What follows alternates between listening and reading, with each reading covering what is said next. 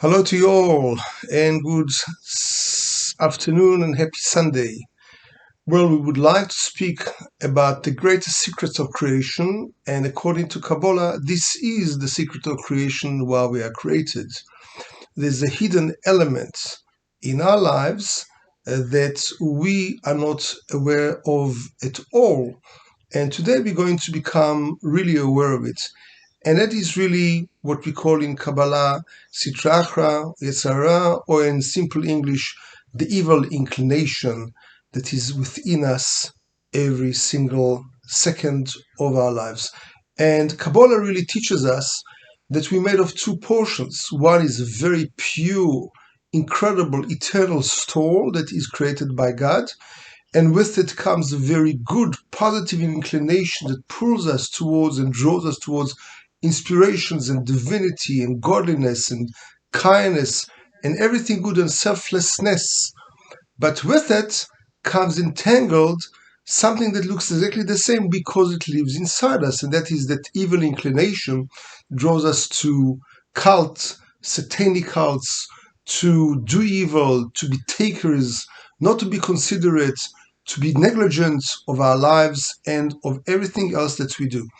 And so it's like having two wolves or two lions in the same ring. They both look identical, exactly the same height, exactly the same weight, facing the same direction. Both are smiling. Don't think that one of them looks evil. No, both are smiling, but one has got very devious intentions, while the other has got very pure ones. And we are naive as we are created and born, very much like Adam and Eve were when they were created, very naive, and that's just no way to win because it's like fighting somebody with white belt, then 9 kind of judo belt or karate belt, because that evil inclination is extremely devious. Everything you go through, everything that you experience, all your awareness, all your degrees, all your knowledge, previous life, this life, we forget, but that inclination never forgets. It's there to trap you. It's there to cage you. It's there to make you falter. And it cages you in the sense that it works on your lusts, on your desires, or things that are very lowly. Think of what people are drawn to today: addictions, pornography, violence, aggression, drinking, cigarettes, drugs. All of them, there's something there which is addictive by virtue of enjoyment, which is temporary, but it pays right here and now. And this is very much the way that only in the Kabbalah do we understand comes from the Hebrew word of sheker, which means lie. Like all the letters in the alphabet, Kuf, Resh, Shin are very close. So it seems to be partly true, but when you look at it, it's the wrong way around. The letters are perverted in the order. Instead of keresh, which means in Hebrew just a piece of wood, it's sheker, which means the same very close letters, similarly giving you something, dishing you out, paying you cash, COD, giving you now your gratification, giving you now your excitement, your joy, giving you payment for your drives, for your lusts. Yes, it does, but they're going to bring you so way down. And so nothing is new under the sun, as King Solomon already told us in his book Ecclesiastic. So whatever you think that your addiction or that your drive or your lust is new, it wasn't there, it was always there. Pornography and addictions and men's kind of things, whatever people do, and as well as addiction to drugs and gambling, whatever under the sun, poker games, everything was already in the elden days. Maybe the technology has advanced, but human beings have regressed. The reason why we regress because you see giants of spirituality, real spiritual mentors living some 4,000 years ago, 2,000 years ago. The generations go down, become more naive, we invest less. We are a generation of immediate gratification. We can't do without. And so people fall, people damage their lives, people destroy their own families, people destroy their children, and mostly people cheat and they betray themselves. So examine again, what are you going for?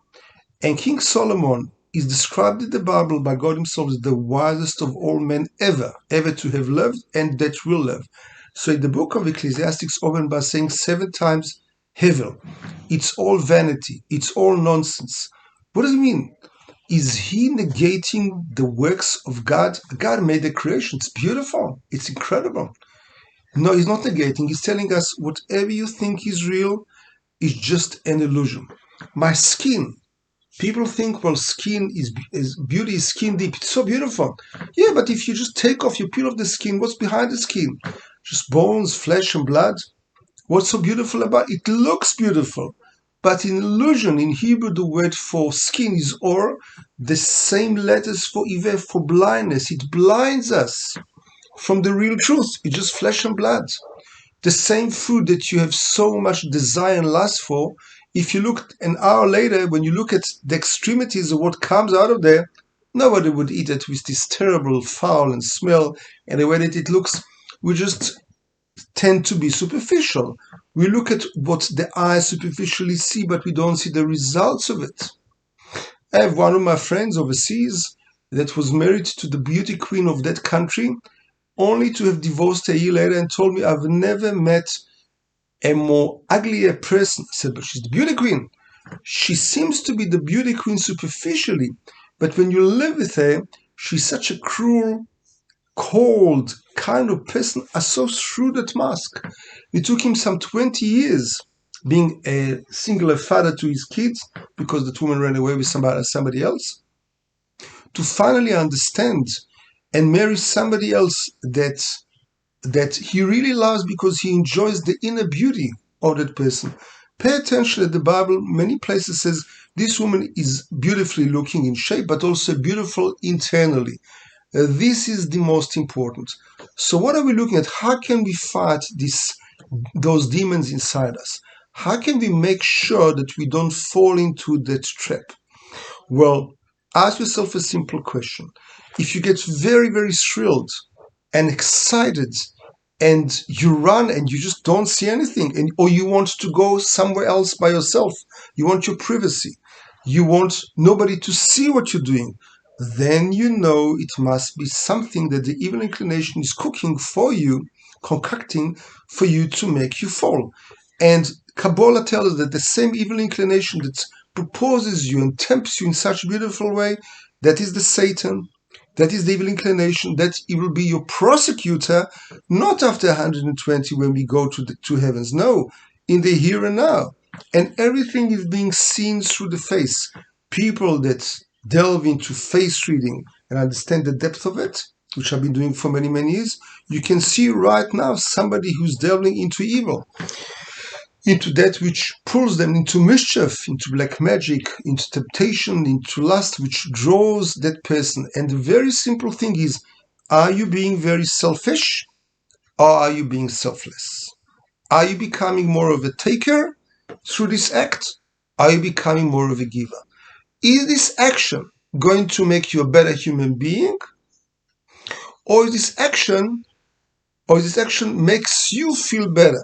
Again, free choice boils down to one thing, and that's where we are the greatest. We're excelling above all other creatures in creation. We are people that got free choice. Only one that has is God. And that free choice, we can make the world, we can build it, and we can ruin this world completely. So before my battery runs down, as I can see, it's less than 20%, showing me all the time. And that is the choice of what I'm making now making me into a better person? Or is it drawing me down to the level of it becomes better for me? That is the choice. So you must really, really suspect and inspect and observe and contemplate and meditate on every decision that you make. Let's say about something trivial. There's a preference between peanuts and nuts. Okay, go for it. Where to put these pots, left or right? Go for it. But when it comes to real things, am I going to go for this temptation? Am I going to go for this lust? Am I going to invest this money over here? And I'm so thrilled about it. Wherever you hear the word thrill, be very careful, because maybe it doesn't come from sanctity, from holiness. Most likely it doesn't. Where do we find any kind of a source for it in the Bible? Well, great Kabbalists tell us that when Ruth, the grandmother of King David, wanted to convert to become Jewish, her mother, so to say, her mother-in-law, she was married to the husband who passed away, Elimelech, right? She said, no, don't come with me. It's too difficult to become that. You'll have to keep the Sabbath and you won't be able to eat pork and your child will have to have circumcision. So many, many commandments you have to take upon yourself. Just be happy with who you are. Why do you have to come? So she said, no, I will come with you. And then she didn't believe her. Because it is very tough. You can promise something in your mind, but when it comes to you actually doing it, day in, day out, for all your life, it becomes very tough. It's overbearing. She saw Vatereke mitametzeti. She saw she was struggling. She was really struggling. Something in her body was stopping her, and she was really fighting very hard against the resistance. She was putting all her effort. Oh, she says, that means it comes from holiness. The great Vilna Gaon was one of the great Kabbalists that ever lived on earth last 250 years. One of his great students came to him and asked him, I want to open this seminary. And he was so excited and thrilled. He said to him, don't open it. Excuse me? He said, shh, you asked me, I'm the great master, don't open it. 3 years later, he came again and he said, maybe we should open it. He said, open it. He said, I don't understand. 3 years have passed. What a waste of time. What's the difference between my question then and my question now? And he answered, the difference is not the question. The difference is your attitude. When you came first time, your attitude was one of great excitement that I suspected that this does not come from the positive inclination, from your good part of you. There's something there which is involved, which I suspect maybe just come from any last desire, maybe your own honor, maybe your own significance. I'm not sure. So I said to you, hold on, pending. But when you came now, you came clean. You came very relaxed, very well balanced, very well grounded. You pondered over it, and you didn't show any extra excitement that might come from that element which is called the evil inclination. Now I know definitely it comes from holiness. So it's the opposite way we think. People, of course, when you pray, when you sing any kind of something which is beautiful and holy, and you've got passion about it, passion is great. We're not against passion. But check with yourself, is this passion a cover-up for desire, just simple, lustful desire, which is animalistic? Since a human being is made of two parts, there's godliness, there's divine soul inserted into and invested into every one of us. The other side of it is having inside this animal. I'm living with this animal. My body, 7/8 of me, 87.5% of me is absolutely animalistic. It needs to sleep, it needs to eat, it needs to procreate, it needs many things.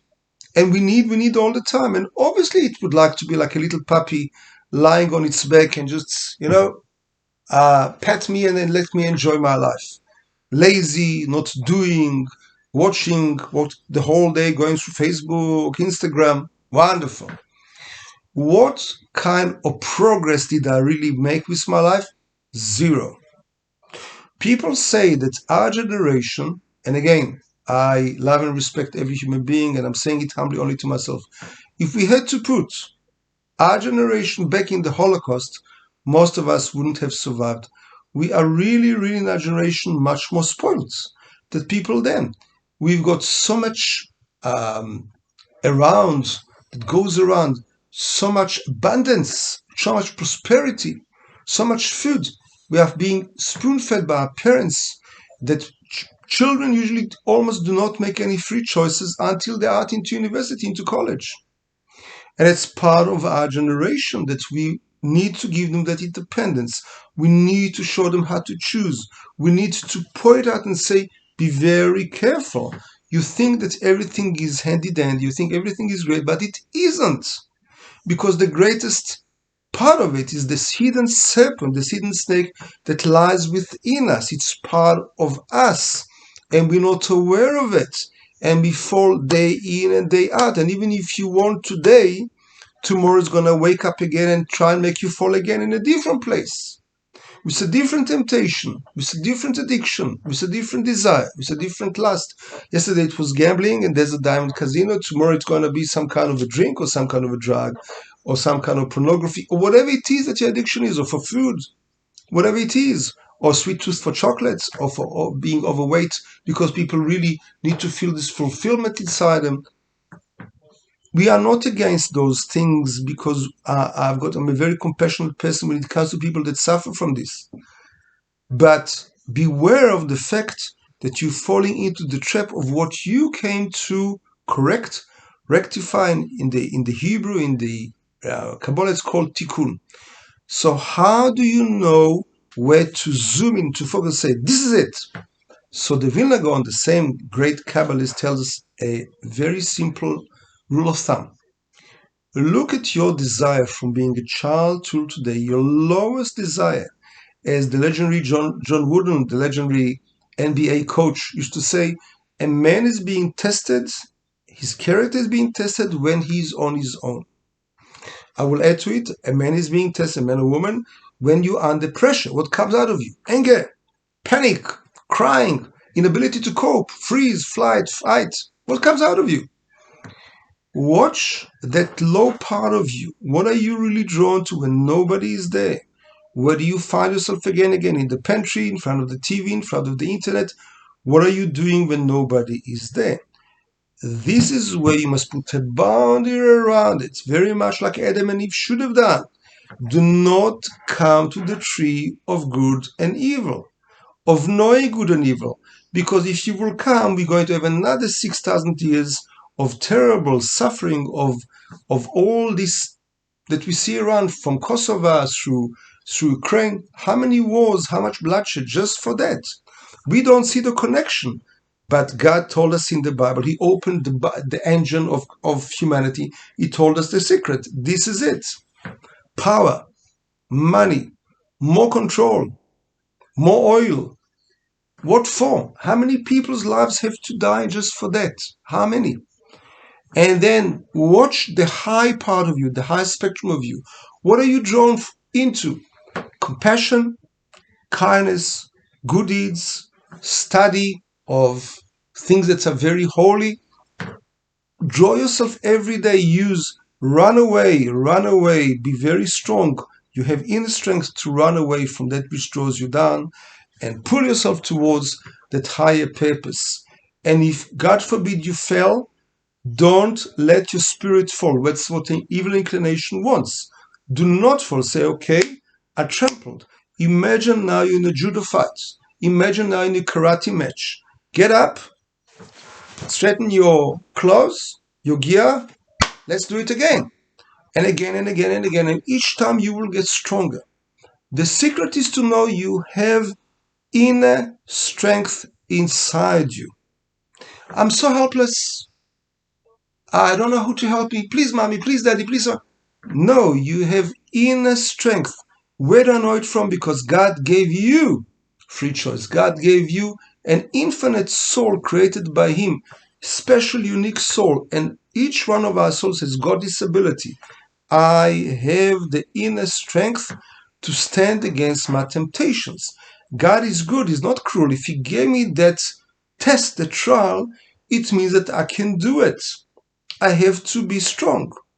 Imagine that there is nobody to help you. Just help yourself. This is why King David was such a great man. He was thrown out of home because his father and his brothers thought that his mother, she had him not by his father. So he was thrown into the forest, requesting for him to be killed by some kind of a wild animal. So when he approaches Goliath, he says, I have fought with the bear. I've killed also the lion. I can do it. He had nobody. He didn't seek others' help. He wasn't dependent. He said, I know if it's not me and God, even if I walk in the valley of the shadow of death, I will fear no evil, for you are with me. You are my staff. You are my support. It's you and God versus Goliath. Goliath is that element inside which is the evil inclination. If you think it's a joke, you didn't understand life. So the Kabbalists say, light and goodness, that was already there before creation. Evil, darkness, That evil inclination, that's the only creation we came to this world for to fix. Everything else is just an envelope. It's just beautiful scenery. Everything around it that is wrapped. The real test is there. So if you appreciate very much that special energy inside you, that special quality, that special thing, and realize accept that this is the reality.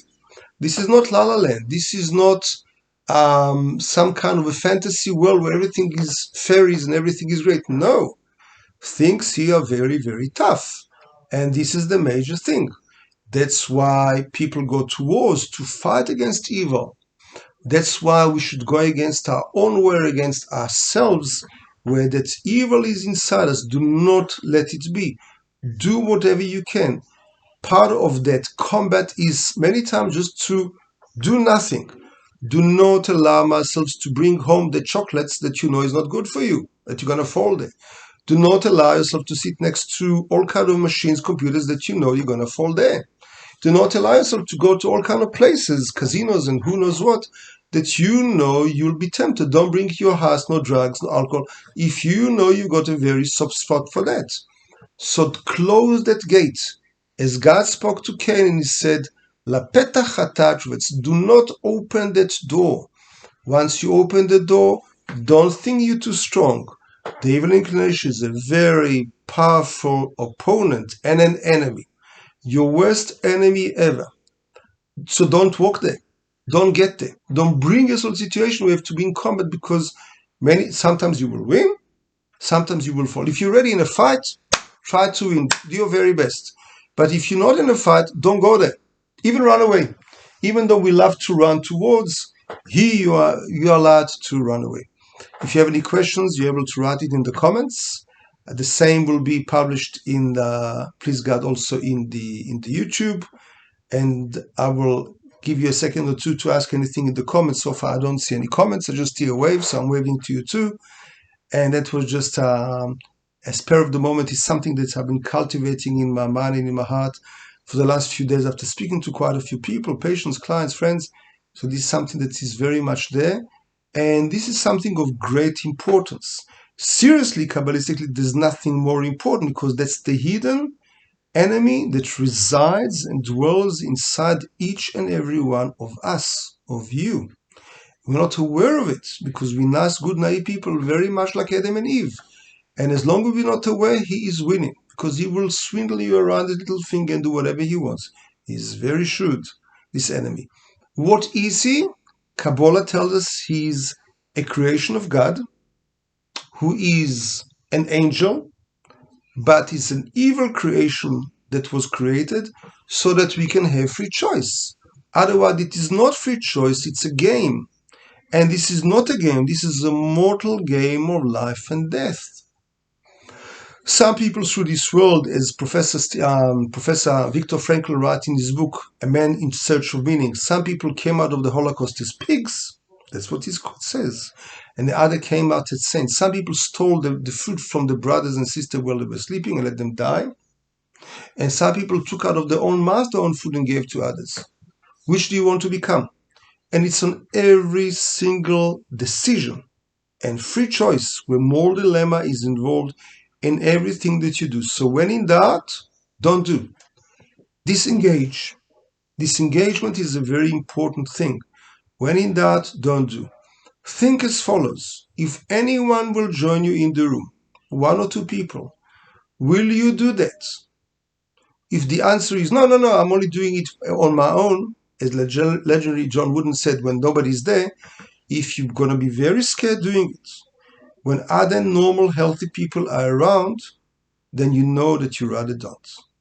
No pantry, no drugs, and many, many other things that people allow themselves to do, because that's when it grates you, that's when it traps you, when you're on your own and you think that you are weak. To summarize, you're not weak, you're very strong. The greatest trigger in the world is this evil inclination. It's hiding within you. It's waiting for you to fall. It's waiting for you to be tired. It's waiting for you not to recognize it. It's waiting for you not to have a level of awareness of what it's all about. The first thing, study who you are. Study your weaknesses.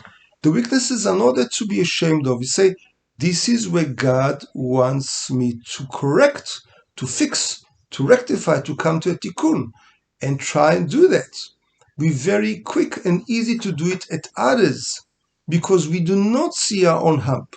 So if in doubt, ask a friend, a loving spouse, a loving parent, a loving sibling, where is my hump? And don't be ashamed to hear the truth. I can see your hump is over there. I'm telling you it out of love, respect, and compassion. If you wish to fix it, fix it. If in doubt, ask others. If you know that you fall, try in those hours that are very trying for you to invite somebody else to be with you, that you don't fall into this mischief, especially now that there's a war going on there. And as we hear all of us the news, that war is only started in Ukraine. And the rumor is that the idea of Putin is to spread it into Poland, maybe the entire Europe. It can go into a world war, as we hear, all of us. And that is what's written some 2,000 years ago by all the prophets, that this kind of war we've been waiting for, and we don't want it to be. We do not want it to be. But if it is this is the most terrible war the world has ever seen. We need to have you doing many more good things. This is not a normal time. This is a time that the good fights the evil, the light fights the darkness. And you are a soldier in this war, and every single thing that you do, even if you're right in the States somewhere that nobody sees, so nobody knows, you're not a soldier, you don't have a gun. No, your decision making, your purity, your thoughts, your prayers are so important now, you cannot afford to miss it. Every choice you'll make now, every blessing you say on your food, whatever, every prayer counts. In the final account that you'll have to give to God, maybe you save the day. So try your very best. No, you're not working only on your own. God is watching, all the souls are watching, and it's your great-grandparents that have passed away are waiting and praying that you'll be successful. And my prayers are with you too, to be successful in your endeavors and in your challenge against evil inclination, because fighting it within wins the war right out there in Ukraine and everywhere else in the world that needs your help. We're all connected, all our souls are connected in this network, and we need you. We need each other right now to really be good, to try our very best, to be fighters, to have inner strength. And I can do that wherever your challenge is. God bless you all. Have a wonderful Sunday. Happy week.